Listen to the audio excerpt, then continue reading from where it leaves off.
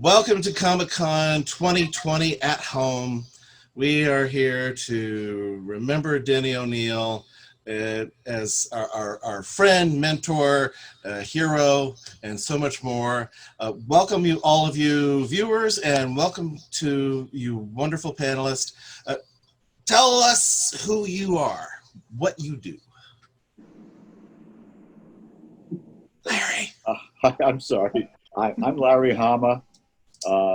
I've been in the comic book biz about 50 years. I was an editor at both DC and at Marvel. Denny was my editor on both G.I. Joe, Moon Knight, Batman, and other titles I've probably forgotten. And pretty much everything I know about writing and editing comics I learned from Denny and Archie Goodman.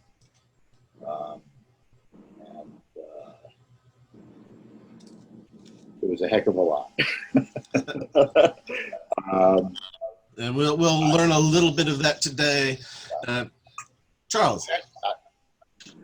I'm editor over at Abrams Publishing. I head up an imprint called Abrams ComicArts, and I was at DC for 12 years. I got to work with Denny as his editor on a couple of novels, including the Nightfall novel that he did, and crashed in less than 6 months. And we became friends back in, that was the end of 1993.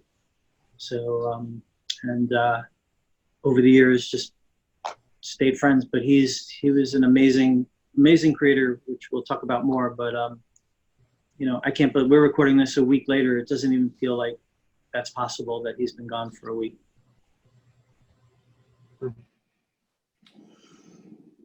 I am Mike Gold. I have been a professional malcontent for 70 years. I have been a friend and collaborator sometimes with Denny O'Neil for 45 years.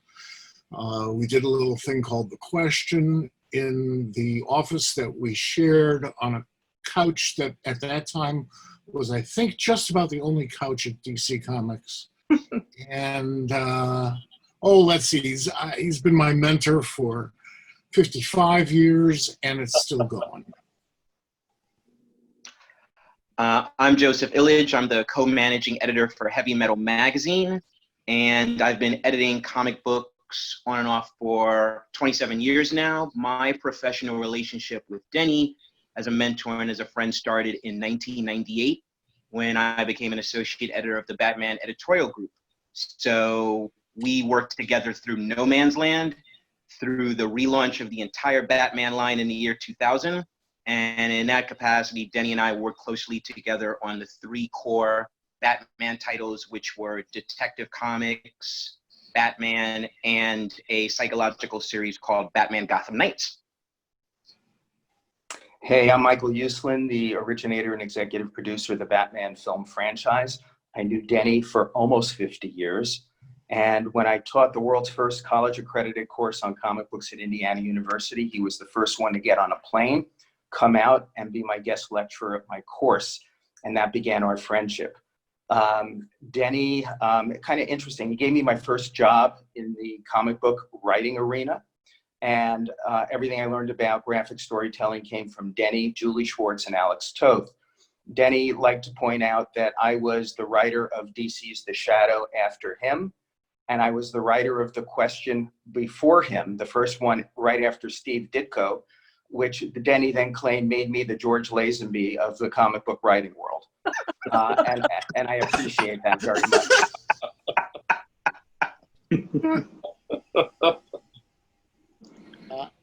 I'm Yes. Danny Fingeroth. Let's see, I met Denny when he came to work at Marvel, I guess in around 1980, when we thought he was incredibly old. Oh my God, he was 40. Oh my God, how could anybody get to be that old? But Denny was there, and he was the wizened old guru who had, you know, bounced around, who'd been up and down and over and out, and he knew more than one thing.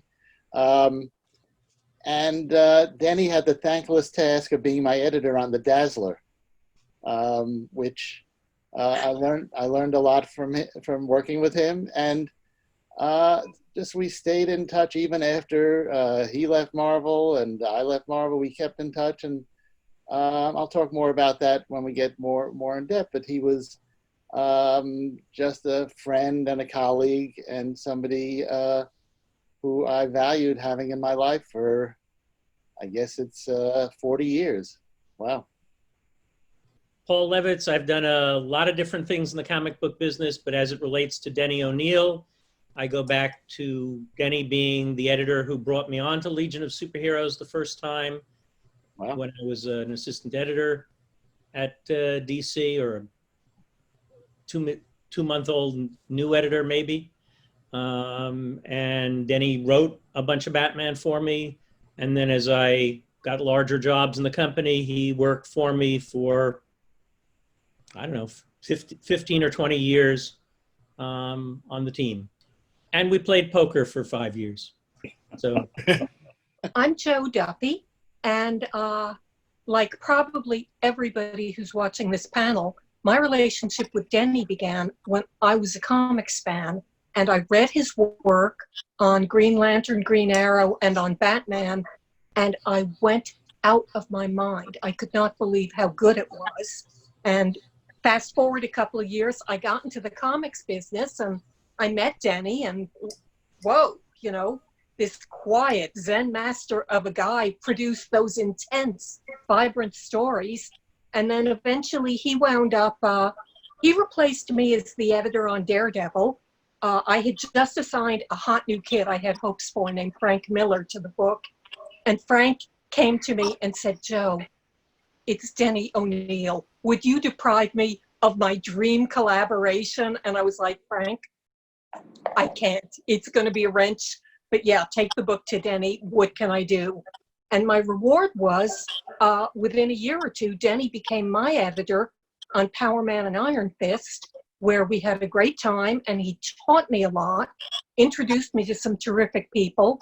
Then I became Denny's editor on what may have been his only text column ever. He was the Media View reviewer who did mostly film reviews for Epic Illustrated magazine back when magazines had such a long lead time that by the time his reviews saw the light of day, the movies tended to be ready for video release. And then ultimately I worked for Denny a couple of times at DC on Batman and Detective Comics. Huge thrill working with the master on the stuff that he was one of the people who'd made so great. And then I worked for him for over a year when they relaunched Catwoman. And that was, you know, those are the high points of my experiences with Denny. And speaking of Frank Miller and Devin Grayson wanted to join us, but had conflicts today. And then I am Dr. Travis Langley, distinguished professor of psychology. Best known, I got promoted to distinguished. Apparently, I am distinguished. I am best known as the author of the book Batman in Psychology, A Dark and Stormy Night, for which Michael Uslan here wrote the foreword and Denny wrote an introduction as a result of a conversation Denny and I had in the hall. What's the difference between a forward and introduction? In this case, the introduction is just a second forward. And I've known Denny for 10 years, in which he's also helped me with several other books, and we had a project we were going to do together. He stayed active his entire life and has always been a sharp, wonderful man. It was, as somebody who, he wrote the first comic book I remember ever reading. And for him to call me his friend, I can call people my friend, but when they use the word, that is just so meaningful, as this group of people, as you all know as well. So just tell us about your experiences working with Denny. You've given just the basics, what it was, but what did you do?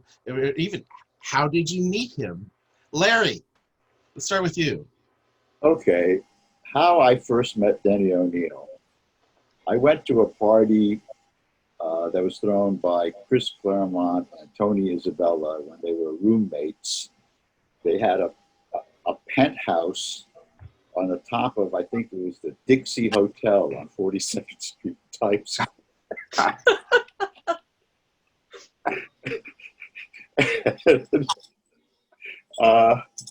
It was packed. There must have been 100 people at this party, and there was like only one couch, but nobody could sit on the couch because Denny was on the couch with some nice young blonde lady, and they were like making out for the entire duration of the party. I remember saying, "Who's that on the couch?" And Tony said, "That's Denny O'Neil." And I remember thinking, wow, because it must have been in the early 70s. And I thought, man, we're not all geeks. There's hope, And after that, I got to really know him. And I've worked with him on so many different projects. And,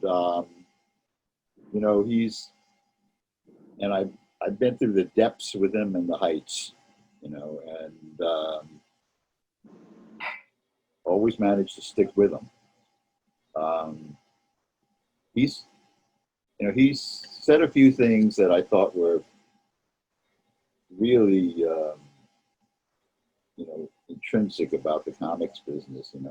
I asked him once when I got my first editorial job, I said, "Hey, Denny, how do I go about doing this?" And he said, "The only thing you have to remember about editing comics is that it's the art of pushing immovable objects through high-speed presses." And I can't think of a better definition of the process of editing a comic. He was always close to my heart. When I started on Batman for him, DC sent me a white loose leaf binder about, 1.5 inches thick. And all that was in the binder was everything that Batman could no longer do.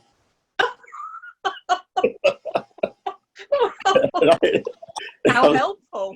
I was going through this, I guess they were trying to clean up the Batman universe or something, get rid of the clutter, So it was like, no more Batcopter, no more, all that wonderful, weird stuff that he used to have, it was like all gone. And it was like, there's only the stuff on his utility belt, and he's got a Batmobile, and the Bat sub, and the Bat, auto gyro, and the Bat this and the Bat that were all gone, But it took a book to delineate all this. And I got really sort of nervous, I called Denny and I said, "Look, they just sent me this book of everything I can't do, and it's really making me uptight." Denny said, "Don't worry, just do what you always do.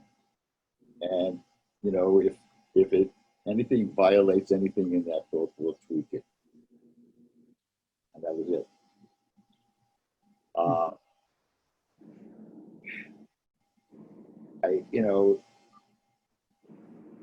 I had been planning to go up to see him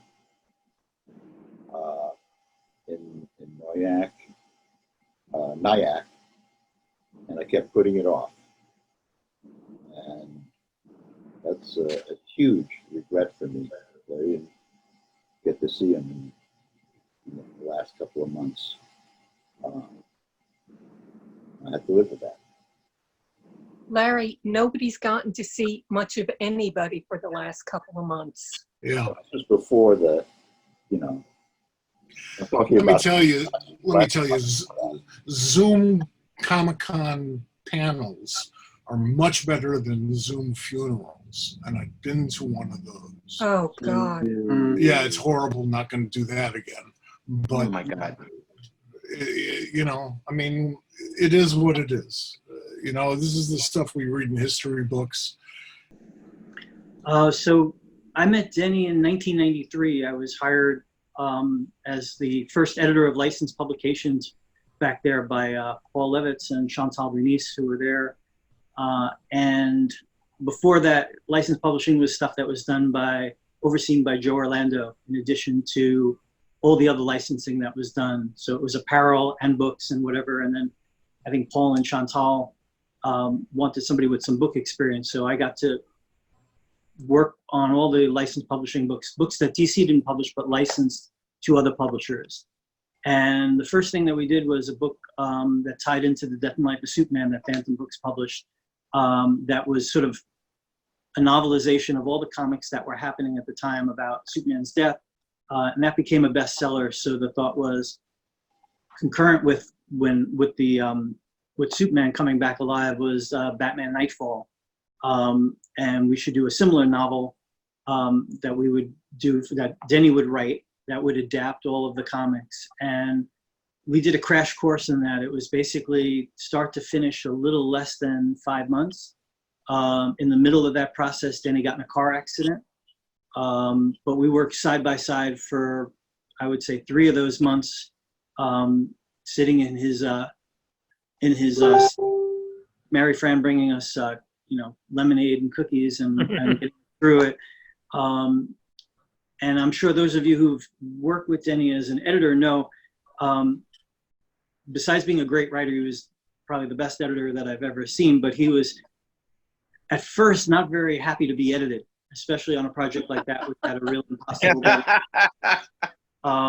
So in the beginning, he pushed back a lot, and he just needed to sort of finish. We were working parallel. While he was writing the next chapter, I was editing the previous chapter. So, what we ended up doing was, once he finished everything, then we went back and we spent, at least a month and a half of all that editing, all that text. Anyway, the book that came out was going to be day and date when the Batman Nightfall thing came out. And we had this big sort of press conference at Hunter College to talk about what it means to be a hero. And Al Roker was there and all these people, and we got a lot of media. We went to dinner after. We were really high-fiving ourselves, the whole Bat team and everybody, that we pulled this off. And if the Superman book was a bestseller, then this was definitely going to be a bestseller. And I just remember going home that night, turning on the TV, and there's this white Bronco racing down the streets of LA. And I called Denny, and I remember really clearly, I said, I don't think they're going to run our little Batman story anytime soon. And he was very zen, which Denny could be. He could be the most passionate person and the most intense for somebody who is so quiet and internal. But in this instance, he was very introverted. He said, you could only plan, but ultimately life is out of your hands. That was the first time I ever heard the expression where he said, man makes plans, but God laughs, Yep. But he was an amazing writer, and I learned a lot from him. But I also, just being an employee at DC, he always surrounded himself with really good people. Joe was one of his hires, lots of people who worked. And I try to live by what he said, which is that hire well and get out of the way. He was an excellent judge of editors that he hired, talent that he hired. And I think that just goes back to the ethic that he had of just, believing in that people could do what they could do if you gave them the right opportunity. He was such a good teacher.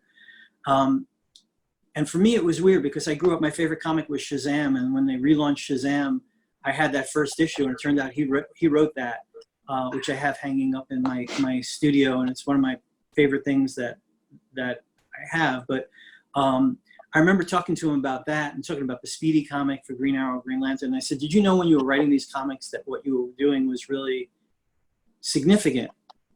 And I think because he had such Catholic guilt, he could never say that he was talented or he was good, because otherwise it would be taken away by God. And so he said all he knew was Thursday. And I said, what does that mean? And he said, Thursday I would drop off my assignment, I would get paid, and then I would get another assignment. And that's what he worked toward. He was a writer, and that's what he did for a living. He didn't believe in writer's block. He didn't believe in any of that stuff. You sat down. If you're a writer, you sit down and you write. And if you have a deadline, you make your deadline and you get another one.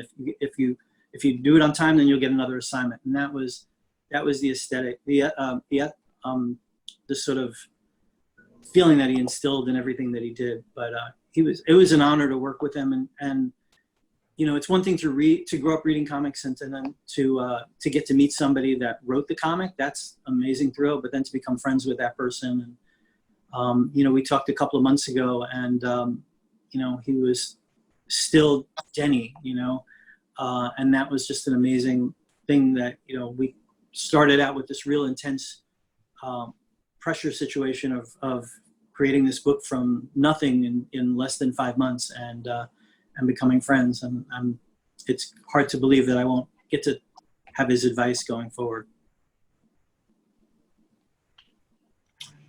I think Denny got that training, that will to make those deadlines, come in, pick them assignments from his journalism background in Missouri, where, you know, you don't make your deadline, they'll publish the paper without you.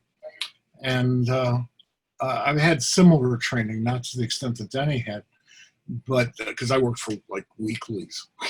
So I had more time to screw up. But he, that training is really, really solid. And that is what he imparted to young talents, was to make those deadlines. Outside of a bunch of, you know, early 70s conventions, I first met Denny in 1976 when I joined the DC Comics staff. And of course, by that point, for 10 years, I'd been one of his biggest fans, and also one of Sergius O'Shaughnessy's biggest fans. Did you know they were the same guy? I'm sorry? The same guy? Yeah, I'd known that for a few years, but I was a fan of both. And to be a fan of somebody when they're first in the business, when their first stuff comes out, they better be pretty good. And that Children of Doom story just had me. It was just one of the most brilliant things I'd ever seen. So when I get to DC in '76, I learned that not only do I work with Denny O'Neil, but I got the office next to him. So I tried to figure out what to say to introduce myself. I was on the staff of the Chicago 8 trial, this conspiracy trial. And so I told him how much I enjoyed the sort of adaptation of the trial he and Neal did in Green Lantern and Green Arrow. And that solidified our friendship. Quiet man, I think his pacifism came out of that, not the other way around. I think pacifists are noble people. They're the people that we all want to be, but we have all this shit we have to get through before we get to that point. Then he cut through all that, and he was there. Several years later, he and I found ourselves sharing an office at one of DC's very many locations in New York. And we had this couch, and once a month we would sit down on that couch and babble for a whole day about the question. And at the end, Denny says, okay, I got my beginning, I got my middle, I got my end. I'll figure out the rest. Well, okay, certainly if there's anybody in this world you can trust to do that, it would be Denny O'Neil. But what he would do is that night he would walk around Lower East Side, Greenwich Village area where he lived, and smoke a cigar, which he had to give up ultimately, and work out those middle points. And then he'd come back the next day, and like I'd have this whole new thing. You know, I recognized the beginning and the middle and the end, but in between was magic. And I would say that, and Denny never knew how to deal with that. And I think all of us here have probably had similar experiences to that. Charlie had mentioned it just a few minutes ago. It's just wonderful that a person that who's so good at his craft could be such a good human being. Yeah. My first meeting with Denny was when I was working at Milestone Media. Denny was teaching a writing class at School of Visual Arts. And so I took that class. And he was the calmest human being I had ever met in my life. And to this day may still be that. And then a few years later, I would end up working at DC Comics as a temp assistant editor in the Green Lantern office alongside Kevin Dooley and with some other books. And all the DC editors would get together every Wednesday for their editorial meetings. We pass each other in the halls. So even though there were separate offices, it did feel like one community. So I would see Jordan Gorfinkel and Scott Peterson and Darren Vincenzo and like the whole crew at the time. And then for a short time, I went to work at Simon & Schuster, and I came into the Batman office to visit, and I went to Jordan Gorfinkel. I said, hey, I've got this 10-page Oracle story I'd really like to pitch for Batman Chronicles. And he's like, okay, that's great, but I want to talk to you about something. So we have a position open for an associate editor, and we want you to have it. So this like blew me off my legs. And at the time, Margaret Clark, DC alumni, was one of the top editors at Simon & Schuster. And I said, hey, Margaret, I got this problem. You know, you guys have been really good to me. You gave me a job, but I just got offered a job in the Batman editorial office. I don't know what to do. She said, you should run over there and take that job. So I did. I did. And so the day I met Denny, my first day in the capacity of working for him, and this is something Charlie and Paul can speak to. Denny's office was on 53rd Street between Broadway and Avenue of the Americas. Big windows, a lot of light. When you went into his office, it was dark because he had the curtains drawn and there was just the lamp on his desk. And that was the only light source. And he would sit at his desk and he'd usually be reading.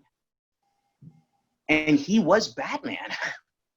Mike Carlin had the office down the hall.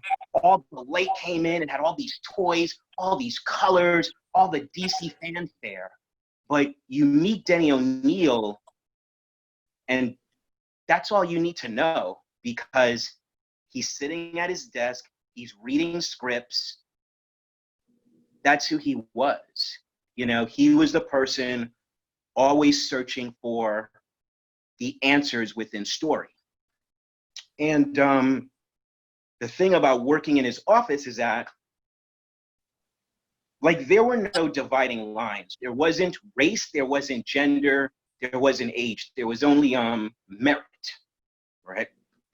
And so when I got there, I was immediately embraced. And that era of the Batman editorial office was called Camelot. A lot of people saw it that way. And so to be a knight in Camelot was a great honor. And when I came in, we were just kicking off this crazy one-year event called Batman No Man's Land. And you're working with all these different writers and artists. None of the books can be late. It's a weekly event and 52 parts. And I think the first thing I did my first day was I sent Bob Greenberger an email and I said, I need the biggest whiteboard that exists. So I can make the map to chart all of this, right? And we all worked well together as a team. And in time, when we did the Batman relaunch, Denny and I would work closely together. We were co-editing Detective Comics, Batman, and Batman Gotham Knights. And the goal was to make those books have their distinctive identities again. One was a superhero comic, one was a detective comic, one was the psychological comic. And one of the things, and so Denny basically edited the stories, and then I brought in all the artists. And I wouldn't have to run anything by him because he trusted me. And that was something, speaking of what Charlie said, which is Denny hired people that he trusted. He called them known quantities. And so he hired people that he trusted and he let them do their thing. And he did revolutionary things without even trying. It was just who he was. Like in my time there, he hired Devin Grayson to write Batman Gotham Knights. And Devin was an amazing writer then. She's an amazing writer now. But I look since then, and a woman has not been hired to write a monthly Batman series since. And I think about how Denny was just bringing all these different voices into comics based off of skill, right? Based off of a belief that they could bring something to the world and push for the best stories. And so if I think about what I learned from him among anything, it may be that it's always about the story, right? It's never about you. You are invisible. Everyone is invisible in service of what that narrative is. And, you know, they say that people write themselves in their stories, in the characters they write. And he was Bruce Wayne, highly intelligent and contemplating. He was Oliver Queen, fighting for the values of everyone. He was Victor Sage, trying to figure out his place in the universe. He was all of those people. He was Tony Stark, the alcoholic who fell to the bottom and had to climb his way back up. He was all those characters he wrote. He was the best of them. Well said. Too. You know, Joe, you mentioned, oh, sorry to interrupt. You mentioned the being in the office with the light off. He once told me that it was because he had ADD, it would help him hyper-focus if he just had a little focus light and he could block out everything around him. Because No, otherwise, he just wanted to look like he was in a film noir. Right. By the way, does anybody here not have ADD? Just ask me. Did you say something? Mike, did you say something? No. I was distracted. Well, if I could jump in, I'd like to make two comments. One as a fan and one as a pro. I first became captivated with Denny O'Neil's writing in his Charlton days, starting with, as Mike mentioned before, the classic black and white book, Children of Doom, but also one of the weirdest, most bizarrely insane creative things I ever read, a little strip called Wander. And when I read this, which was in my hippie stage, I said, oh man, the comic books are going into some new territory. This is exciting. By the time Denny moved over to DC Comics, I had just gotten my driver's license. I was now seriously dating girls. And all of a sudden, my interest in comics began to wane. And I felt that I was outgrowing comic books. When Denny started on Green Lantern, Green Arrow, and Batman, I actually, and I'm still getting the chills now, I actually witnessed comic books growing up with me and becoming more mature and becoming more sophisticated. And the level of art, the level of graphic storytelling. And, you know, Stan got the ball rolling with that, but boy, what Denny did and struck the heart of everything. At that time, I was in the streets protesting with my friends, whether it was against the war in Vietnam or against Nixon, or it was for the environment, for women's rights, for civil rights, for the 18-year-old vote. Everything that we were battling for, I felt Denny was addressing and he was conscious of. And again, never talking down to a reader ever. And the reason I think I have been a lifelong fan of comic books from that point on was due specifically and primarily to Denny O'Neil and his work. As a pro, I started working at DC Comics. Paul, I can't believe it. It's like 48 years ago. And I was Saul Harrison, vice president, who had hired me, had me answering fans' letters that they wrote into Batman and Superman, little kids' fan letters. And I was working at DC. It was heading towards 6 p.m. one night in the summer. And I heard yelling and screaming coming from down the hall. I thought somebody was being murdered. I ran down there. It was Denny. He was in his office. He was alone. I said, well, what's the matter? Are you okay? He says, and this goes back to the deadline issue. He goes, no, I'm not okay. He goes, Carmine had canceled The Shadow. And then like some new sales figures came in. And at the last minute, he reinstated the shadow. He goes, so now they put me back on that schedule. I'm supposed to have a script in tomorrow. He goes, I don't have a script for the shadow. I don't have a story for the shadow. I don't even have an idea for a story for the shadow. So being the young punk I was, I said, Denny, I have an idea for a shadow story. He said, you do? I said, yeah, I didn't. He said, all right, Michael, come on in, sit down. What's your idea for a shadow story? So the wheels are turning. And my girlfriend and I, now my wife, had just come back from Niagara Falls. And I said, well, Denny, since the stories are set in the 30s and 40s, back then at Niagara Falls, people were going over the falls in barrels and they're walking across on tightropes. I said, my story would be the shadow battling a bad guy on a tightrope at night with the searchlights going over Niagara Falls. He says, well, Michael, I love that visual. That's a great cover. But what's the story? I said, oh, well, you're going to love this. The story is about smuggling. And he goes, okay, what are they smuggling? I went, they are smuggling drugs. And he said, okay, well, he goes, you need a creative take. What's the creative punch here? What's unique and different? And I'm sitting there going, well, this is the best part. I've been saving it for last. And I'm going, well, back then they were going over the falls in barrels. They're going over the Canadian side. There's a false bottom in the barrel. They're putting all the drugs in there. It gets washed up onto the American side. That's how they're getting it through. He says, now that's an original take. He goes, I like that. Can you have a full script on my desk by 6 o'clock tomorrow night? I said, not a problem. He said, I was now a writer for DC Comics. God bless you, Denny. Thank you so much.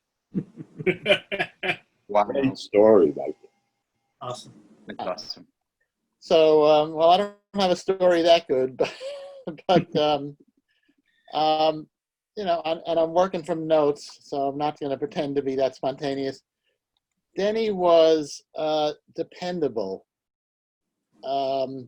If you needed him, he was there. If, you know, as a lot of you know, in recent years, I've done a lot of teaching and a lot of events. And of course, you know, I'd always think, well, who the hell can I get to, you know, to teach with me or for me, or who can I get to be on this panel that'll draw a crowd? Oh, I'll get Denny. And you needed him, he showed up. I mean, you might be biting your nails and on the edge of your seat until he showed up, but he showed up, and whatever the task was, he was there, and with that actor's instincts of his, he would just take over the room and be charming and make everybody else, including me, look good.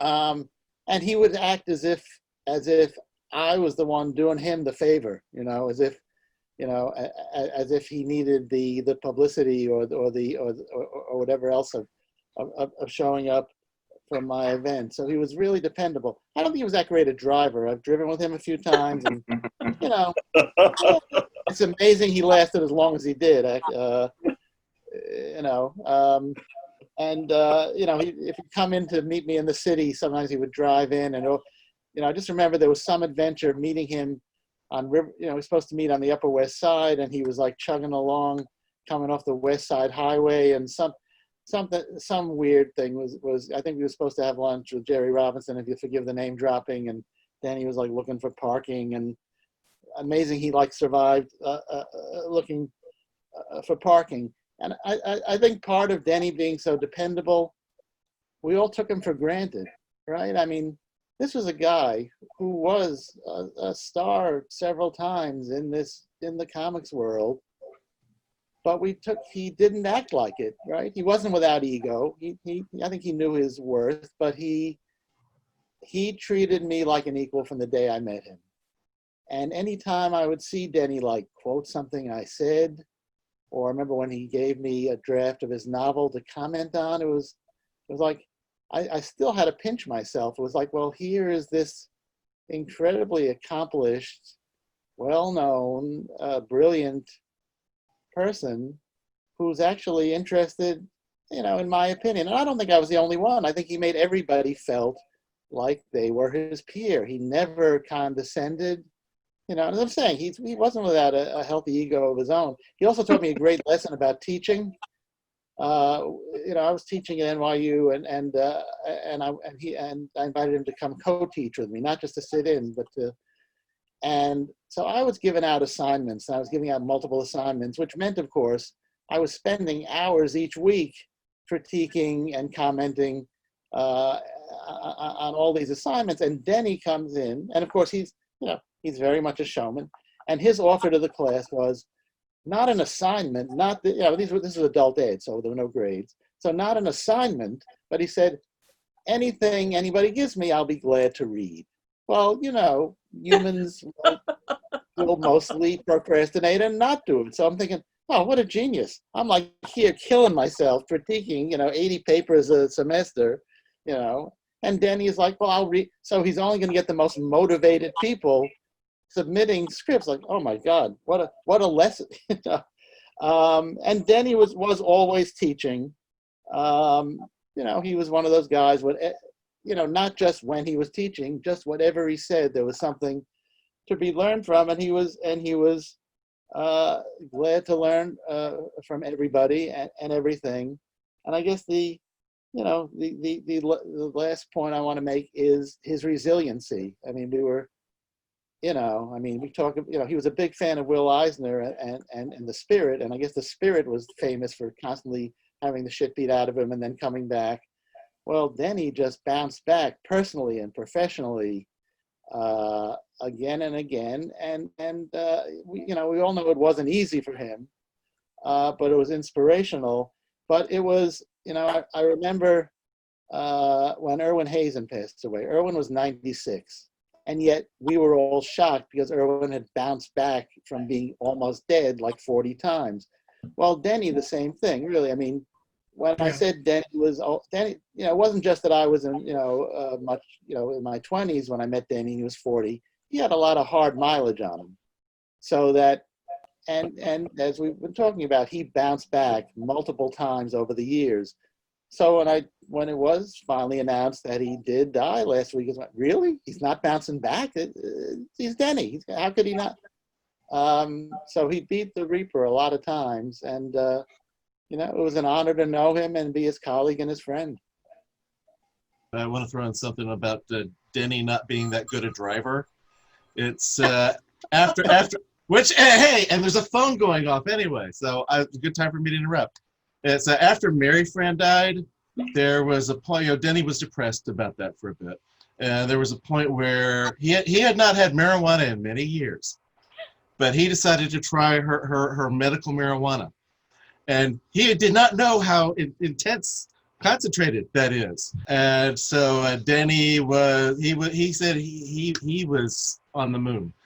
He's totally surprised. He never had experience like that with pot, even way back many years before. This was the first time in many years he'd had this.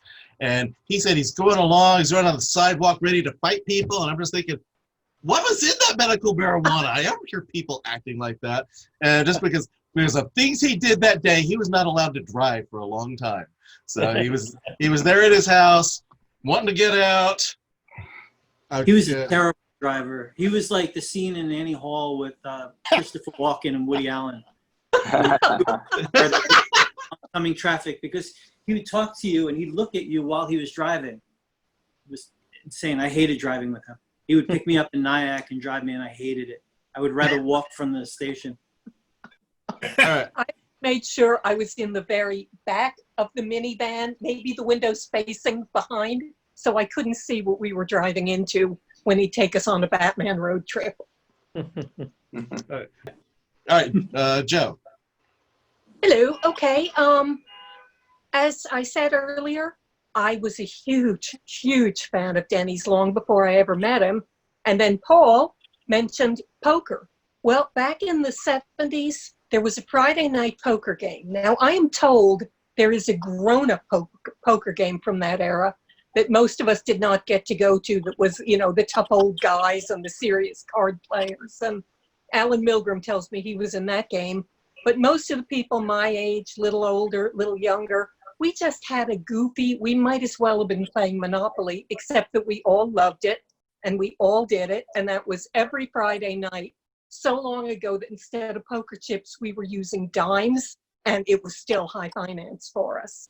So that was all I knew about Denny. I mean, okay, hero worship the guy. He's super talented. In person, he's so incredibly chill. It's like, did they bring him over from Madame Tussauds, or is this the same guy who wrote that stuff? And then he replaced me as Frank's editor on Daredevil, which I could totally see, because at that point, A, Frank hero worshipped Denny, and B, Daredevil was as close as Marvel was going to get to Batman. But I was meanwhile writing Power Man and Iron Fist, and they threw the books up in the air, they juggled them, this editor got that, and suddenly Denny, who I'd never worked with, was my editor on the series. We already had an art team, we had a good vibe going, they were unbelievable characters who I dearly loved. And what used to really happen is I didn't know you were supposed to sit down and you and the editor would go over your idea. I'd just go in and tell Denny what I was doing. And he was always fine with it. I was like, cool, this is great. Well, one week I went in and I was like, I've got a story and I like it, but it doesn't feel like enough. He's like, what do you mean?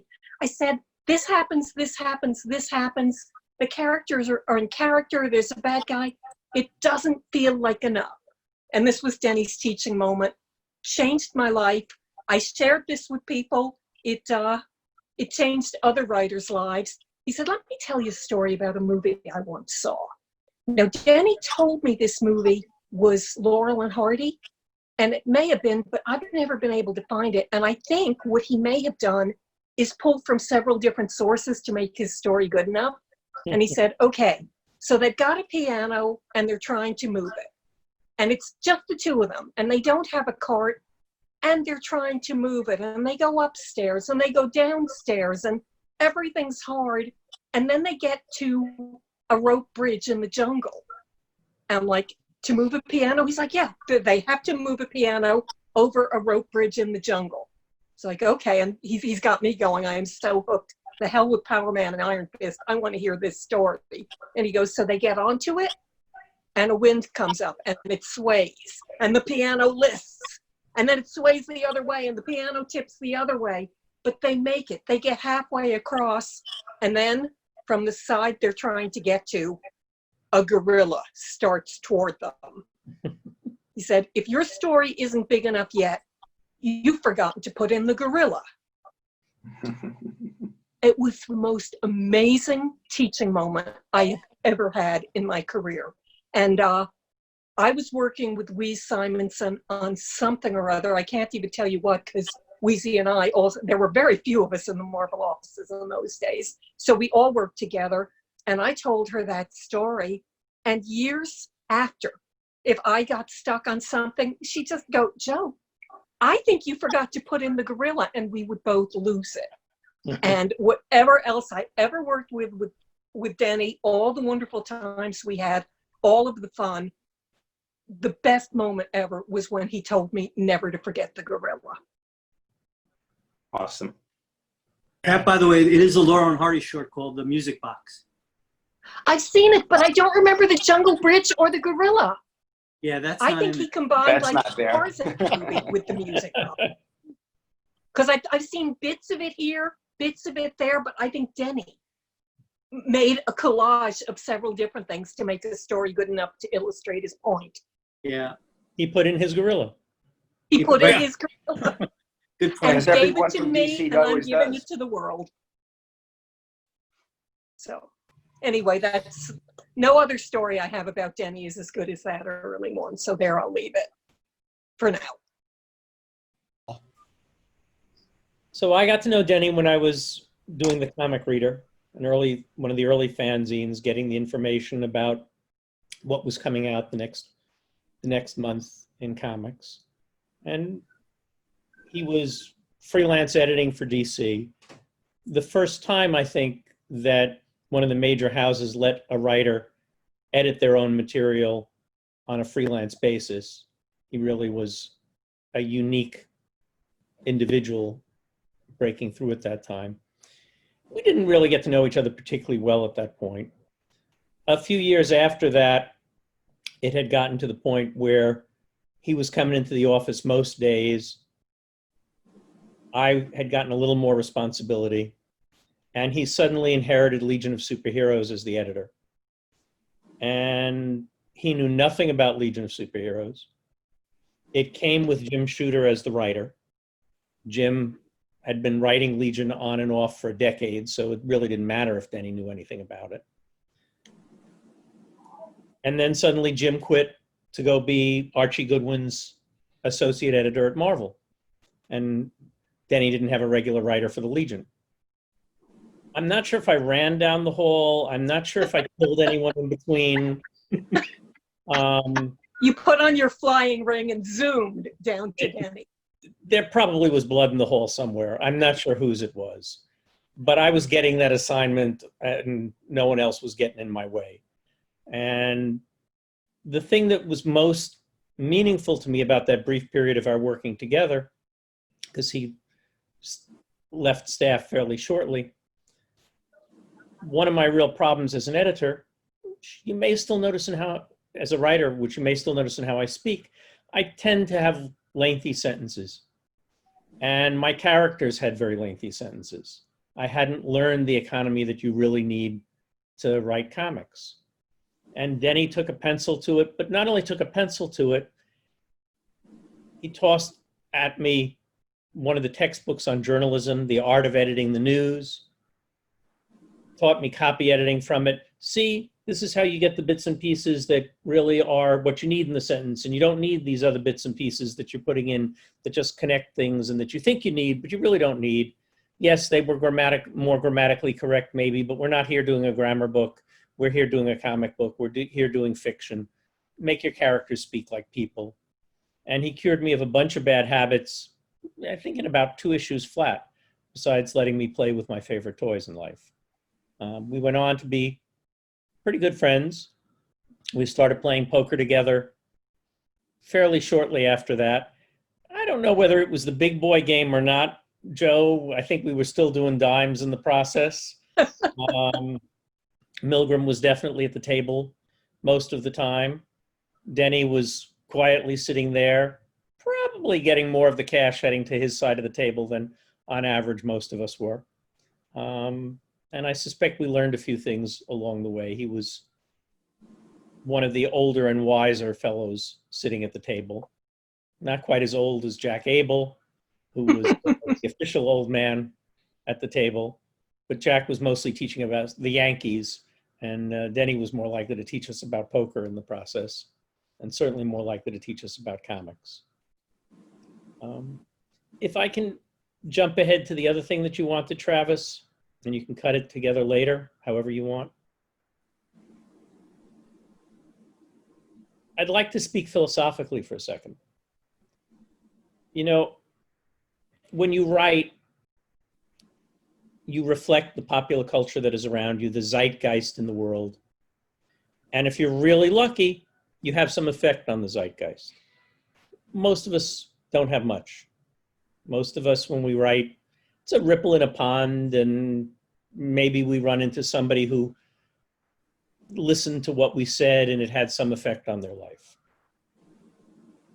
But when you think about Denny's career and accomplishments, he was the rare writer who was very much in tune with the zeitgeist and very effective in changing it. The comics world that he came into was a very narrow world. It was still creatively shrunken from the comics code and sort of the trauma of the comics code. And Stan and Roy and some of the guys at Marvel were pushing against it a little bit. And here and there was a young writer trying a story at DC, doing something pushing against it. But nobody had really cracked through. And quiet Denny O'Neil, calm Denny O'Neil comes in and shouts through his stories. And Green Lantern, Green Arrow, the changes in Batman that happened almost at the same moment, changed the culture.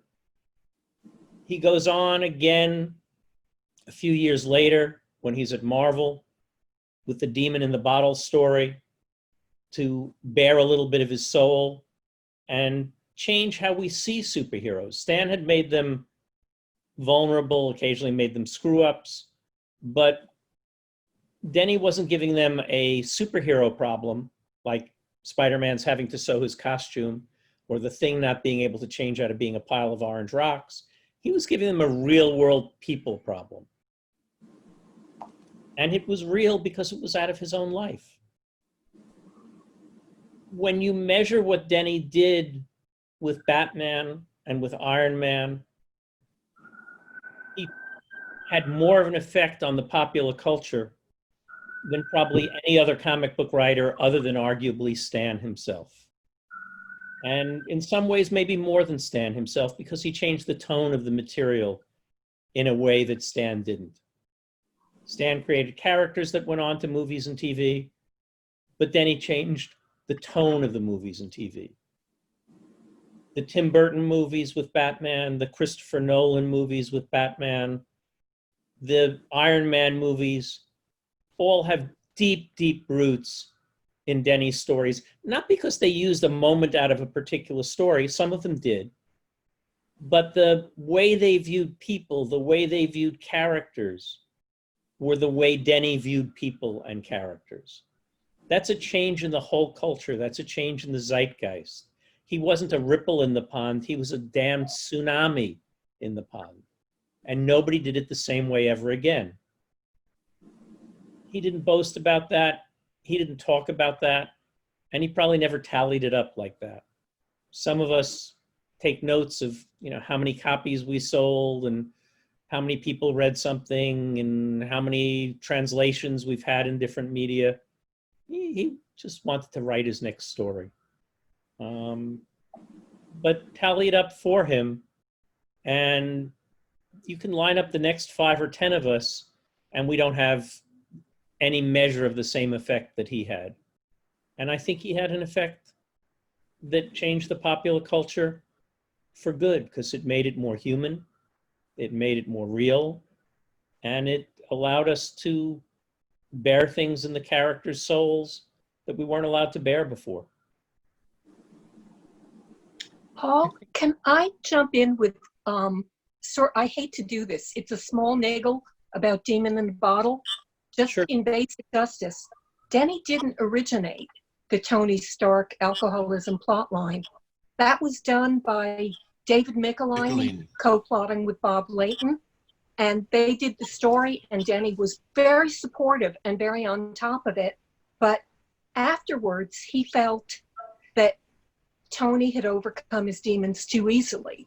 And not nixing it was a big first step for Denny. But the second was he came in and said, you don't stop being a drunk. And then that's all she wrote. It shapes you, it changes you, and it is a demon you wrestle with always. And Denny's contribution was not letting them say, okay, Tony had a problem and he reformed and he's fine now. Denny's real contribution there was saying, now that Tony has reformed, he's going to have to wrestle with this and deal with it every time he faces a hard time, a down time, a moment he's bored, a moment he's angry. So, not to take anything away from Denny's contribution, but it was what he brought to somebody else's story that made his contribution to Iron Man so spectacular. Yep. It's always a collective medium, and we can't separate out our contributions from those around us. And David and Bob were terrific and both friends. I'm focusing here specifically on Denny as the individual and cumulatively his individual piece. It takes nothing away from them or anybody else. Or in Batman, it's not Denny singularly. He had many collaborators, editorially, artists, writers, but he was a special ingredient in the mix. Denny also had this incredible ability to pull off the whole less is more trope. And probably from his journalism background, but more so, he could reduce everything down and make it explode bigger. He encapsulated all of comic book physics in one line. He said, "It might be phony science, but it's our phony science." And the more you think about that, it's like, yeah, that's the roadmap. That's more than just clever and true. It's the roadmap. Just to put a piece of punctuation on this, when I first met Denny, it was either 71 or 72, and he stayed at my house for 3 nights. It was the first time I understood that he was battling a demon. And over the decades, I saw some of the more brutal aspects of it. I was able to have some conversations with him about it. And the only point I want to make is this, that when you have someone who is battling a demon like that, and you're watching it, and you're also a fan of comic books and superheroes, that's kind of what my superheroes did. But to see it in real life, and to see what he went through and how he ultimately overcame that, put him into the category where I put very, very few people in my life, which is a real life superhero. And in many regards, he was that to me. And it was amazing to watch him climb that mountain. Yeah, I think he put so much of himself into what he did. I mean, there's a reason why the Green Lantern, Green Arrow, Speedy story has such resonance for so many people, because that came out of his addiction and his, battles and struggles, and but also, here's a guy from St. Louis who is so progressive and caught up in what was happening in social justice in the country and the world, and he wanted to address that because that was important to him, and he made sure if it was important to him, that came across in his comics. And I remember once he said, he referred to himself as an alcoholic, and I said, "But you haven't drank in 20 years." He said, "But I'm always going to be an alcoholic." That's right. And that was the first time I'd ever heard anybody say that. And he struggled with that. I talked to him for 4 hours the night that Mary Fran died. I was in the office when he called to tell me that she passed. But I couldn't get him off the phone, and I didn't want to interrupt him and say, "I got to go home. I got another 40 minutes. And he just talked. And he talked about wanting a drink at that moment, which was totally understandable. But he had been really so good about not drinking. And I remember it was the first time I ever said anything like this to him. But when he started talking, I said, "If you drink, I'll kill you." Sorry for you. We won't be able to curse on it. Make a note on that. I'm doing that right now. Yeah. Sorry about that. But I was, and I don't know if he ever did or not after that. I would be surprised if he didn't, because of the impact of her passing.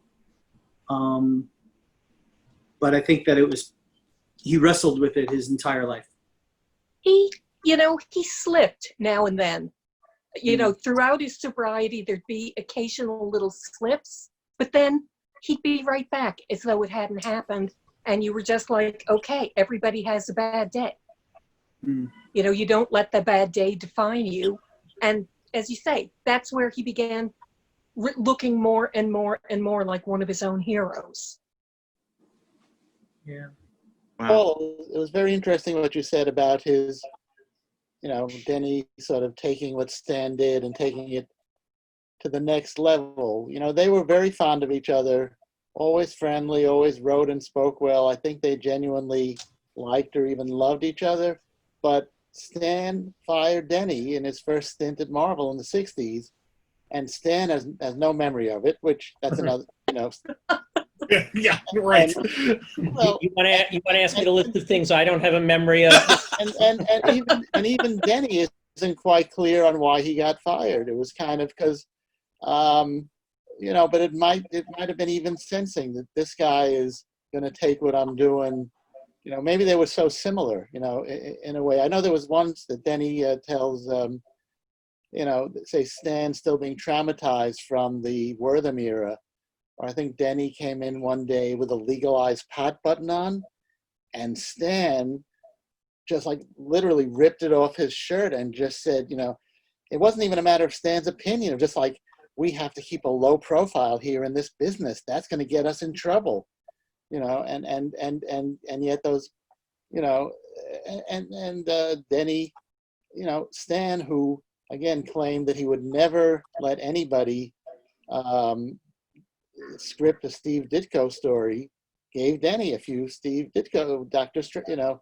So there, I think there is some kind of interesting, both historical and personal thing, because certainly for the whole time I've known both of them, they couldn't have been fonder of each other, but something happened there, you know, in that initial period where they knew each other, where, like when Titans clash, you know.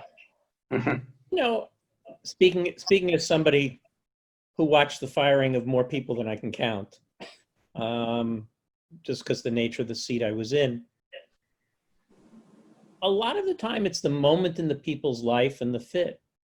You know, Marvel was a tiny, tiny office at the time that Denny came there.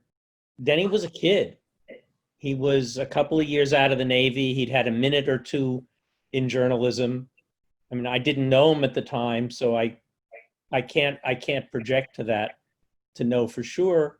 But it could have been as simple as this was his first office job, and he was having a challenge working with the discipline of coming to the office. And I doubt that Marvel had a punch clock, but signing in or signing out or whatever the system was, you know, we're different people at different moments in life. One of my favorite Denny stories is that he was hired to come work at Marvel, and he came into the office and he couldn't figure out why, like, there was almost nobody there. Well, it was Yom Kippur, and that was, of course, this Catholic kid from St. Louis. It's Monday. Where is everybody? You know. I'm surprised the subway didn't tip him off. He didn't notice. Yeah. Yeah, yeah. So for anybody, what other specific remembrances, stories about Denny would you want to share, or what do you want to make sure people know about him? We could go in the same order as before, or jump in. I just want to jump in with one thing. Denny taught me more as a teenager and guy in my young 20s at a particular era in our country that was impacting the youth. He taught me more about social justice and humanity than any other writer of that day. And his impact in that way, I can't even begin to tell you, because it's part of this formula that I think we've all espoused in terms of how much, actually looking back, comic books impacted our own particular moral and ethical codes. And Denny was a big player in that at a very, very important moment in time when I was evolving from a kid into an adult. Well said, Michael. Really well said. Denny had this moral strength, this moral fortitude that you would just brush up against and feel it, and it would change you, it would open up your eyes. And a lot of that came through in his writing. An awful lot of that came through in his writing. I know people who became more concerned about their environment after reading some of Denny's stuff. And I'm not saying like the Green Arrow stuff or any one particular point in his career, all the way through. Yeah. Kids who just read his stuff for the first time 5 years ago, 10 years ago, were changed by it. And, you know, all of us, for whatever creative endeavors in which we're involved, you know, we know that can be a heavy responsibility, a heavy burden. And Denny made it so easy. And I think that, for me, that's his greatest contribution to this planet. I was always struck by the dichotomy of Denny O'Neil, that he was so internal, but then if he got up to speak or teach, he was like larger than life. And I knew other people at DC who never had a conversation with Denny. They said they tried, and he would was very curt. In fact, there was an artist who was a big fan of Denny's, and I knew Denny liked this artist's work, and I said, "Oh, I'll introduce you." he was like, oh, I don't want to meet him. I said, no, he loves your work. And then when I introduced him to Denny, Denny was like, hi. And that was it. Like nothing came out. And then, you know, and people always had that, like, oh, you know, he doesn't say anything. But if you got him on the phone, you couldn't get him off. And for somebody who is so brilliant, like really brilliant, he could tell you everything about the dumbest TV shows. And he watched every episode and he could break them down. You know, something like The Love Boat would be something that he would like have seen every episode. Like you would be like, how do you even know who why is Gavin Newsom's name in your head? You know, but he knew stuff. And you were surprised. Gavin McLeod, Charlie. Thank you. Gavin Newsom's the other. That clears everything up. Yeah, he would know stuff, and I was always surprised that he was like this high-low, you know, quiet, but also incredibly, you know, boisterous when he had the moment, incredibly contemplative, but also really expressive. I found that fascinating. I'm going to argue with your use of the word boisterous. Everything you described, I think, is true, but it's not that he was being boisterous. It's that he was at a pulpit. Very good. Whether he was teaching or preaching, if it was a funeral, a memorial service, if it was a classroom, he had a responsibility. And he stood up at that podium and treated it as a pulpit. I'm going to preach Mark Grunwald to you today.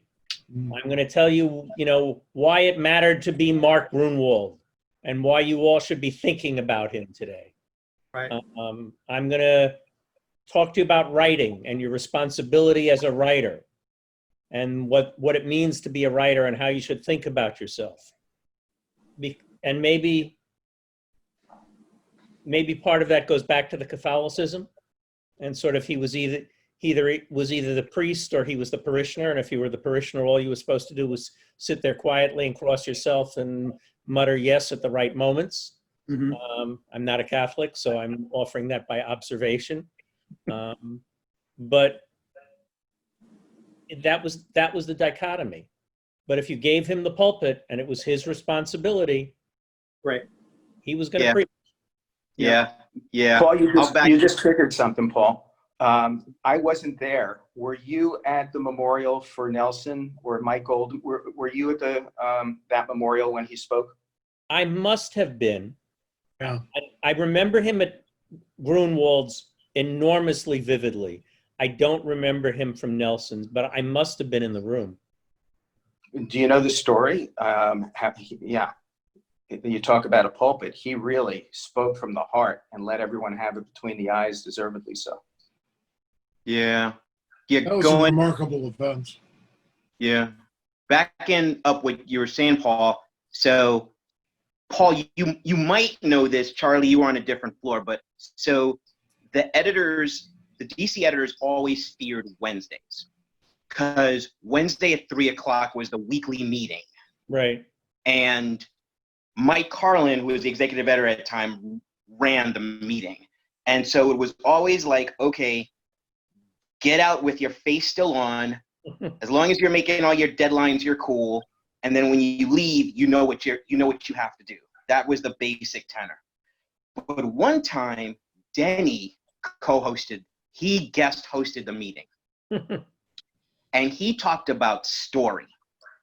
And he said, comic books have an unlimited special effects budget. We can do anything in comic books. And he really spoke to the strength of the medium. And that meeting, we all walked out inspired to do better work. That was the difference. The man always inspired you, and he inspired you to stand by him in any decision he made. And being the group editor of Batman at a time when Batman was neck deep in the Justice League, and the different Batmans, there's the Batman who's the solitary crime fighter and the Batman with all these objects and goes all over the planet and fights aliens and stuff like that. There were conflicts every month. Every month.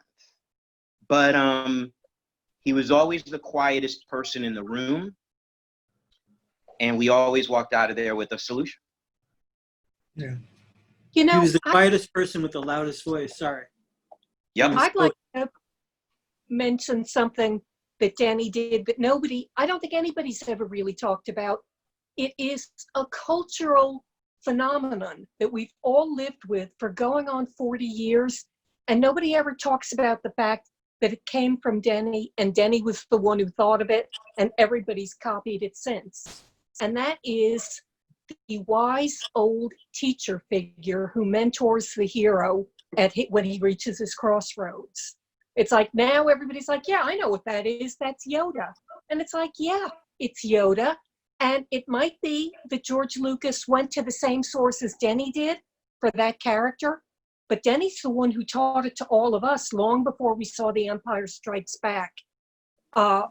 We used to have a thing, it predated me, but from 1977 on, I joined in, where a lot of Friday nights, we would go to the Times Square area or to Chinatown to watch either samurai movies or kung fu movies. And the samurai movie was the lone warrior and the sword and this, that, and the other. But the kung fu movie was always the cocky young punk of talent gets into trouble and meets a crotchety old guy for whom he has no respect, who turns out to be the guy, the teacher, the one who knew it all, the one who teaches him all of that. And that figure was in Batman. That figure Denny and Frank together brought into Daredevil. That figure, you know, for crying out loud, it's the turtle Right. and also the raccoon in the Kung Fu Panda franchise. And Denny was the one who transplanted that figure from the beloved translated Kung Fu movies of the 1970s and early 80s into being one of the core archetypes of American heroic fiction. It might be a minute before your time, Joe, but the earliest time I remember him doing that was not one of the moments he looked back on proudly, which was the Wonder Woman as Diana Rigg stories. Yes, I Ching! With I Ching, the rather unfortunately named mentor to her. So that's even well before all of this, where he began importing that. When I was a little Wonder Woman fangirl going, even when she's being Emma Peel, because I didn't know Modesty Blaze, she's still so cool. Right, I'd forgotten I Ching. Yeah. You just brought back a memory. Denny would be very happy if you forgot I Ching.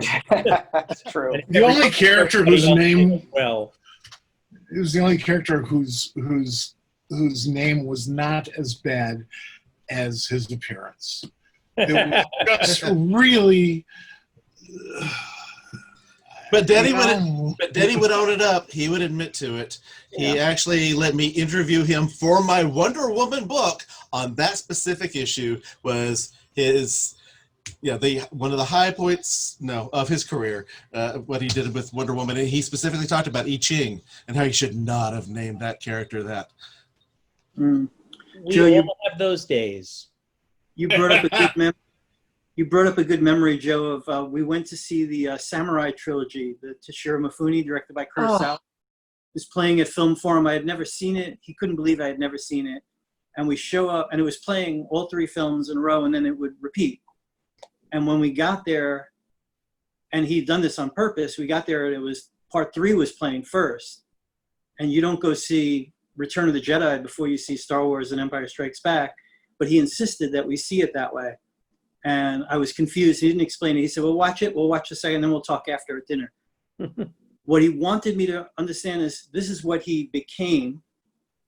And then when you go back and you see the first and the second and third, this first and second, everything takes on a whole new meaning because you realize that all the sort of pure thoughts that he had, all the idealism that the samurai had, would be contradicted, but now I know that while I'm watching, because I've already seen where he ends up. And I thought that was really fascinating, and it wasn't something that I would ever think to do, that you know, usually you would go in order. But he liked the fact that you were informed by this foreknowledge of where the character ended up, so you see where they begin with the foreknowledge of where they're ultimately going. And the story took on a whole other meaning. And that was something he felt really strongly about. I think we all wish we'd had one more of those long conversations with Denny. But if you could have said one more thing to him, what would have been? My thought is simply, thank you, Denny. Yeah, that's Yeah. it. That's the best. Basically. That's the best. I think Thank you for Denny. everything. Thank you, You Denny. know, I'd have said, don't ever apologize for a character like I Ching, because no, because as we learned more and we saw more, it became wince-worthy, but it was an early attempt at inclusiveness.